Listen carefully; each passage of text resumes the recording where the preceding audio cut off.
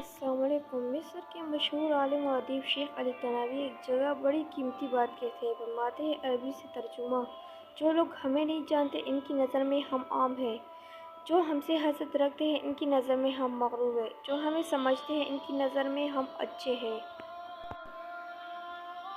جو ہم سے محبت کرتے ہیں ان کی نظر میں ہم خاص ہیں، جو ہم سے دشمنی رکھتے ہیں ان کی نظر میں ہم برے ہیں۔ اور جو ہر شخص کا ایک الگ دیکھنے کا طریقہ ہے، لہٰذا دوسروں کی نظر میں اچھا بننے کے پیچھے اپنے آپ کو مت تھکائیں۔ اللہ تعالیٰ آپ سے راضی ہو جائے یہی آپ کے لیے کافی ہے۔ لوگوں کو راضی کرنا ایسا مقصد ہے جو کبھی پورا نہیں ہو سکتا۔ سب سے بڑا روگ کیا کہیں گے لوگ؟ حاصل کلام: اللہ تعالیٰ کو راضی کرنا ایسا مقصد ہے جس کو چھوڑا نہیں جا سکتا۔ جو چیز مل نہیں سکتی اسے چھوڑ کر وہ چیزیں پکڑیں جسے چھوڑا نہیں جا سکتا۔ ویڈیو اچھی لگی ہے تو سبسکرائب کرنا مت بھولیں۔